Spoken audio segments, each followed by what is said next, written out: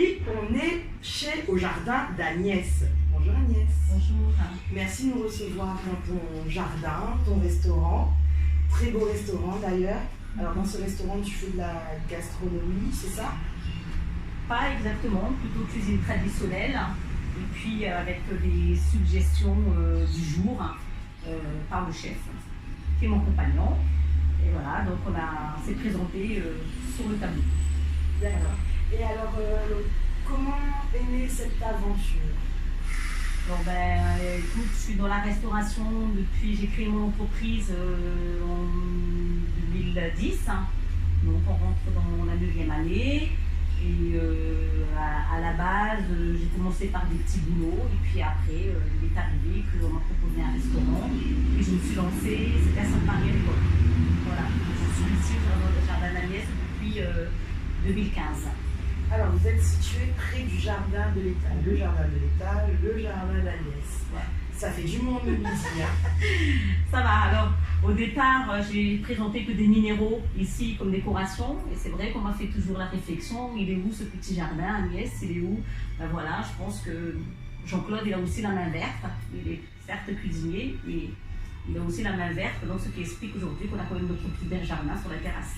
Cuisinier, jardinier, restauratrice, et aussi tu es dans l'humanitaire. C'est ça, c'est une association que j'ai créée en 2014, donc qui s'appelle Les Enfants de Fiana, parce que je suis native de la ville de Fiana-Ransou, à Madagascar.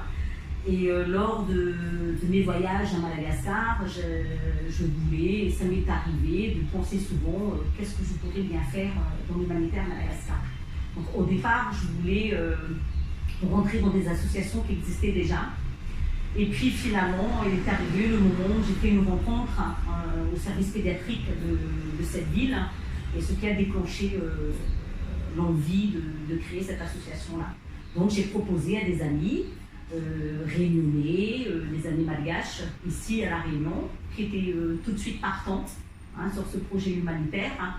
Et la création, c'est ce qui explique la création des enfants de Fiana, qui aujourd'hui, avec le sigle, on l'appelle l'association humanitaire LEDEF. Voilà.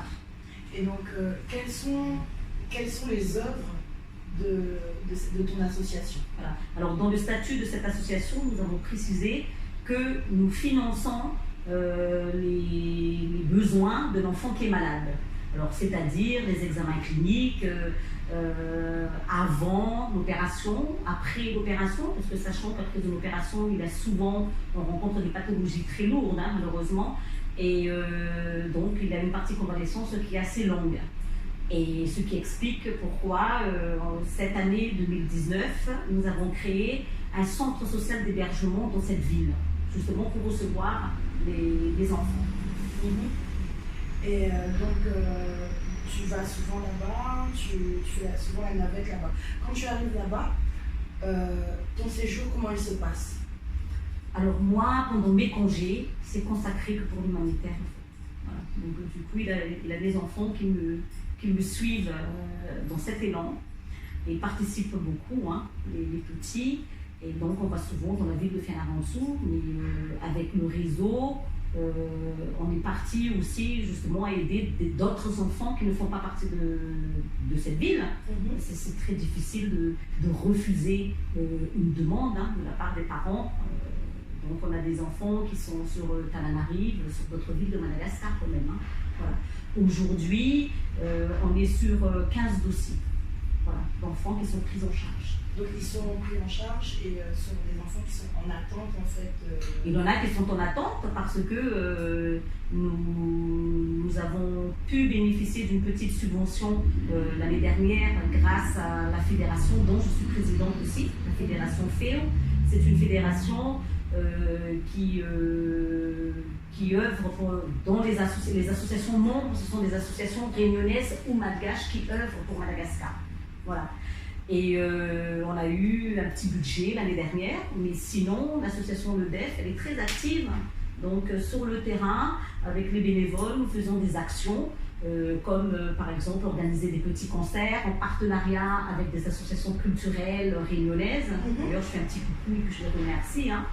Et puis il y a aussi l'activité de brocante Hein. Nous avons un magasin, Beauconte, qui se situe à Sainte-Clotilde et qui est tenu par des bénévoles, ouvert tous les samedis, toute la journée.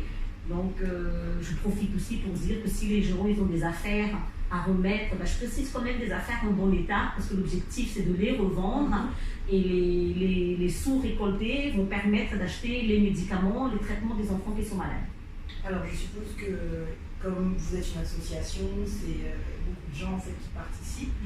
Quelles sont les difficultés que vous rencontrez justement pour mener à bien vos missions?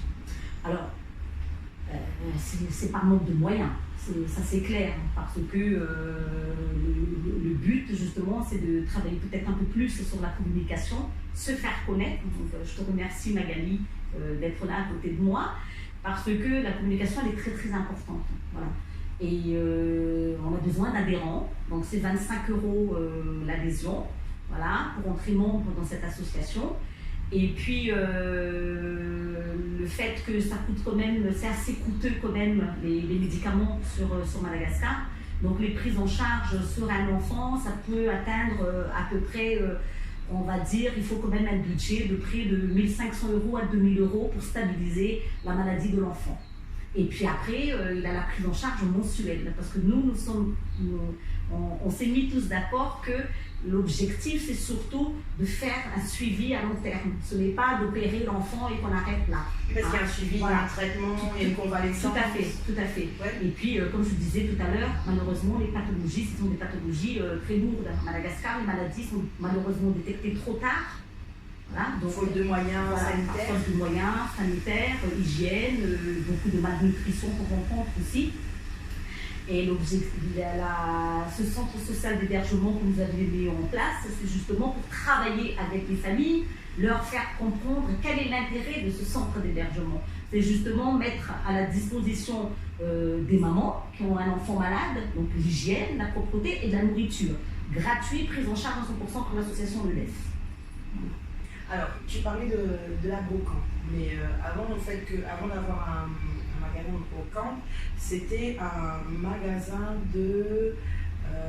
c'était une boutique, j'ai plus le mot. Ouais. Alors, cette boutique de solidarité, ouais.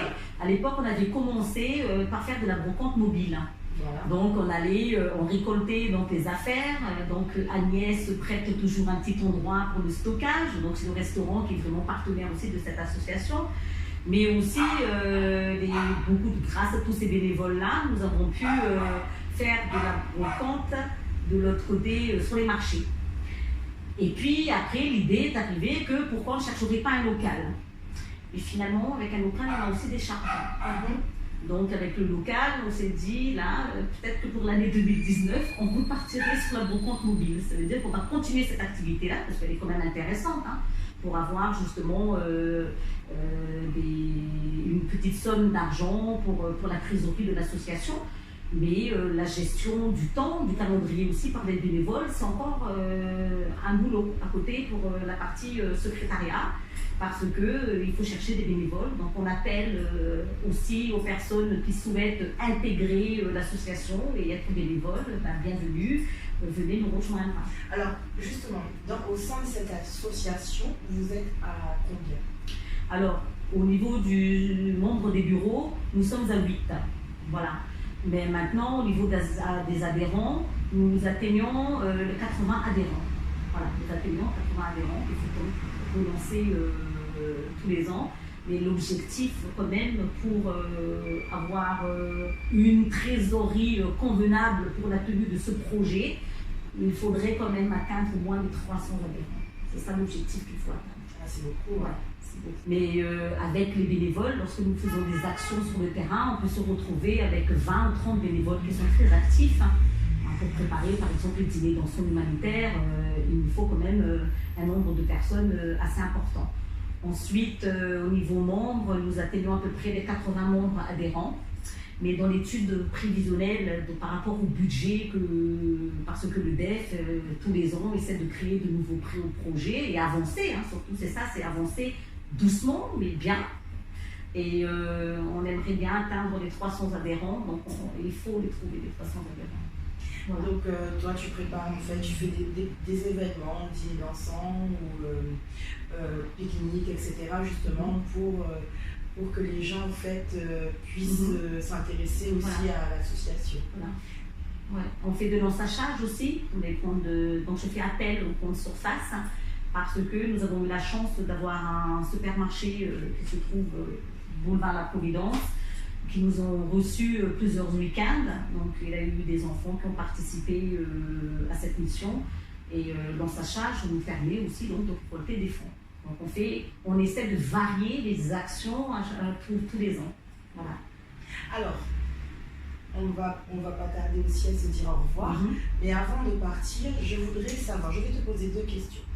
Donc je vais te demander dans un premier temps la chose qui t'a le plus marqué en fait à Madagascar avec les enfants, et dans un deuxième temps, je te demanderai ton meilleur souvenir. D'accord. Alors la chose qui m'a le plus marqué, c'est lorsque j'ai rencontré donc la première fois l'enfant qui était dans les bras de sa maman qui m'a demandé de l'aide. Et malheureusement, je n'ai pas pu retrouver cette maman. Donc j'ai l'image de cet enfant gravé dans ma mémoire et ce qui a déclenché justement le projet de l'UDEF. C'était en 2014 ? C'était en 2013. Voilà, c'était pendant mes vacances de Noël 2013-2014. Et ce qui a expliqué justement le fait que j'ai eu tellement de regrets, que la dame, quand elle m'a rencontrée, la maman, elle pensait que j'étais une Européenne qui venait faire de l'humanitaire. Et donc là, à partir de là, j'ai dit qu'il fallait que je fasse quelque chose. Et surtout, finalement, la misère, hein, c'est la vraie misère, hein, c'est lorsqu'on voit justement les gens qui ont des maladies et qui souffrent. Voilà. Je parle aussi pour les adultes, parce que je suis aussi, le DEF aussi très demandé par des adultes à Madagascar, mais malheureusement, nous ne pouvons pas prendre en charge tout le monde. Voilà. Et quand on voit que justement, il y a des gens qui souffrent à Madagascar, des maladies, et que des fois, on ne peut pas faire grand-chose, par manque de moyens. Voilà. Des fois, c'est vrai qu'on ne peut pas faire grand-chose, mais quelquefois, on fait des choses qui nous redonnent de l'espoir. Donc là, j'en viens en fait à ton meilleur souvenir. Voilà, et justement, finalement, au final, même si on n'a pas les moyens, on n'a pas les moyens financiers, hein, je veux dire que les gens, ils ont besoin vraiment beaucoup de cette présence-là. Et la communication, le côté social, c'est très important, donc pas vraiment social, ça allège beaucoup les souffrances. Et que le cas, par exemple, de la première évacuation sanitaire que j'avais fait d'un village très lointain jusqu'à la grande ville pour une petite fille qui avait besoin de soins. Et le bon souvenir que j'ai eu avec elle, que j'ai pu partager comme un rêve, parce qu'elle a pu prendre l'avion. Malheureusement, elle est décédée. Hein, mais je veux dire qu'il fallait... Je suis aussi sur des projets de rêve. Voilà.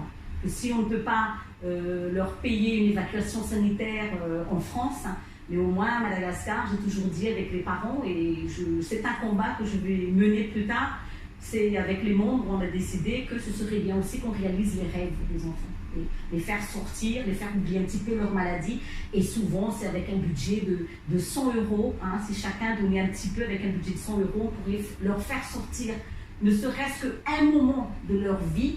Hein, sachant que très bien, malheureusement, la plupart, à part des miracles, hein, ils ne vont peut-être pas s'en sortir, mais au moins réaliser des rêves et puis préparer, faire des sorties avec des enfants. Et c'est quelque chose, des projets qu'on va essayer de mettre en place pour l'année 2020, essayer de trouver des gens qui souhaiteraient partir en voyage humanitaire et réaliser les rêves des enfants avec vraiment un petit budget, on peut vraiment leur donner le sourire. C'est vrai, voilà. C'est vrai, tu as raison.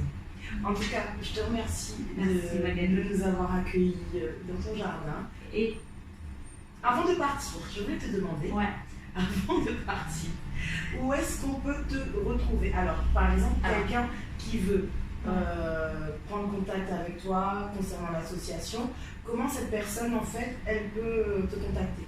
Alors, je vais laisser mon numéro de téléphone, c'est le 06 193 33 91 15. Par contre, il y a une soirée humanitaire qui va se dérouler le samedi 11 mai. Voilà.